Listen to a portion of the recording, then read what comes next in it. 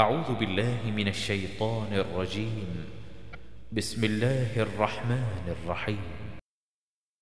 ابو بشر بکر بن خلف، یزید بن زریع، داود بن ابی ہند شعبی، حضرت نعمان بن بشیر فرماتے ہیں کہ ان کے والد انہیں اٹھا کر نبی کی خدمت میں لے گئے اور عرض کی کہ آپ گواہ رہیے کہ میں نے اپنے مال میں سے اتنا نعمان کو دیا۔ آپ نے فرمایا کیا تم نے اپنے تمام بیٹوں کو اتنا ہی دیا جتنا نعمان کو دیا؟ عرض کیا نہیں۔ فرمایا پھر میرے علاوہ کسی اور کو گواہ بنا لو۔ فرمایا تم اس سے خوش نہ ہوگے، سب تمہاری فرما برداری میں برابر ہوں۔ عرض کیا کیوں نہیں؟ فرمایا پھر پہلی بات کا جواب نفی میں کیوں؟ ہشام بن عمار، سفیان، زہری، حمید بن عبد الرحمن، محمد بن نعمان بن بشیر، حضرت نعمان بن بشیر سے روایت ہے کہ ان کے والد نے انہیں ایک غلام ہبہ کیا اور نبی کریم صلی اللہ علیہ وآلہ وسلم کے پاس آئے تاکہ آپ کو گواہ بنائیں۔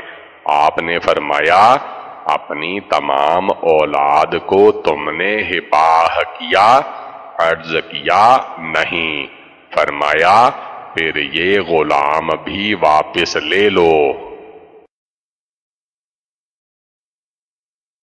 محمد بن بشار، ابو بکر بن خلاد، ابن ابی عدی، معلم، عمرو بن شعیب، طاووس، حضرت ابن عباس ابن عمر فرماتے ہیں کہ نبی کریم صلی اللہ علیہ وآلہ وسلم نے فرمایا مرد کے لیے حلال نہیں کوئی چیز دے پھر واپس لے لے، الا یہ کہ والد اپنی اولاد کو کوئی چیز دے تو وہ واپس لے سکتا ہے۔ جمیل بن حسین، عبد الاعلی، سعید، احول، عمرو بن شعیب، حضرت عبداللہ بن عمرو بن عاص سے روایت ہے کہ نبی صلی اللہ علیہ وآلہ وسلم نے فرمایا تم میں سے کوئی اپنے ہدیہ میں رجوع نہ کرے مگر والد اپنی اولاد کو ہدیہ دے تو واپس لے سکتا ہے۔ ابو بکر بن ابی شیبہ، یحییٰ بن زکریا، ابی زائدہ، محمد بن عمر، ابی سلمہ، حضرت ابو ہریرہ فرماتے ہیں کہ اللہ کے رسول صلی اللہ علیہ وآلہ وسلم نے فرمایا عمرہ کچھ نہیں ہے، لہذا جس کو عمر بھر کے لیے کوئی چیز دی گئی تو وہ اسی کی ہے۔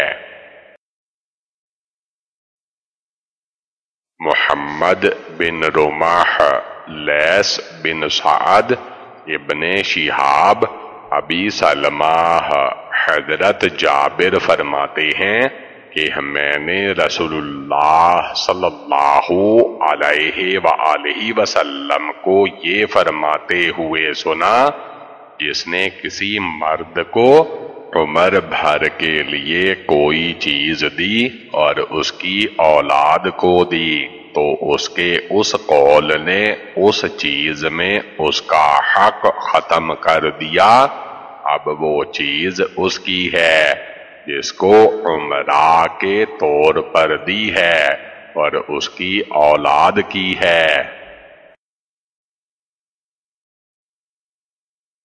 ہشام بن عمار، سفیان، عمرو بن دینار، طاووس، حضرت زید بن ثابت رضی اللہ تعالی عنہ سے روایت ہے کہ نبی صلی اللہ علیہ وآلہ وسلم نے عمرہ وارث کو دلایا۔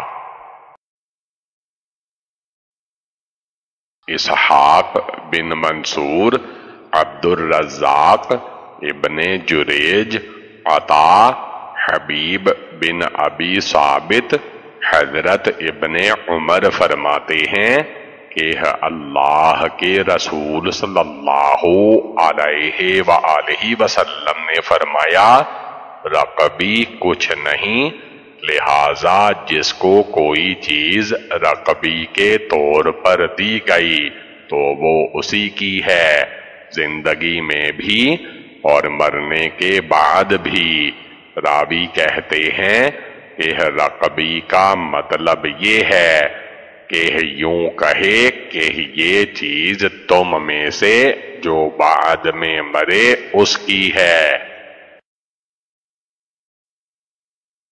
عمرو بن رافع، حشیم، علی بن محمد، ابو معاویہ، داود، ابی زبیر، حضرت جابر بن عبداللہ فرماتے ہیں کہ اللہ کے رسول صلی اللہ علیہ وآلہ وسلم نے فرمایا، عمرہ جائز ہے اس کے لیے جس کو عمرہ کے طور پر دیا جائے، اور رقبی جائز ہے اس کے لیے جسے رقبی کے طور پر دیا جائے۔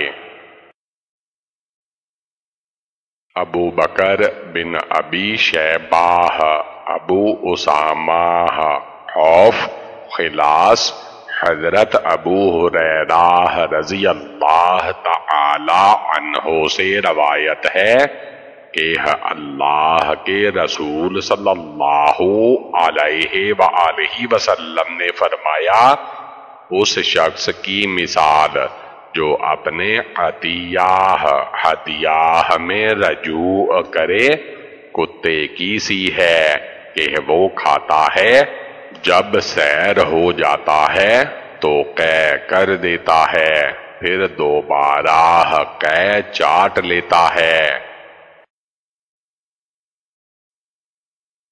محمد بن بشار، محمد بن مثنی، محمد بن جعفر، شعبہ، قتادہ، سعید بن مسیب، حضرت ابن عباس فرماتے ہیں کہ اللہ کے رسول صلی اللہ علیہ وآلہ وسلم نے ارشاد فرمایا، اپنا ہدیہ واپس لینے والا ایسا ہی ہے جیسے اپنی قے چاٹنے والا۔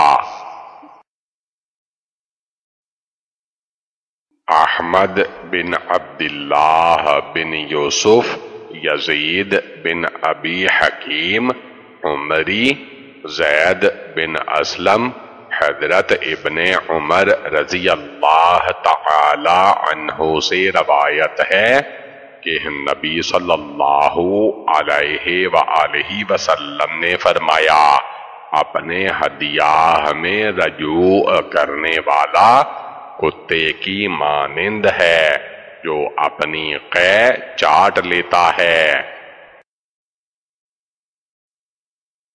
علی بن محمد بن اسماعیل، وکیع، ابراہیم بن اسماعیل بن مجمع بن جاریہ، عمرو بن دینار، حضرت ابو ہریرہ فرماتے ہیں کہ اللہ کے رسول صلی اللہ علیہ وآلہ وسلم نے فرمایا، مرد اپنے ہباہ کا حق رکھتا ہے جب تک اسے ہبہ کا بدل نہ دیا جائے۔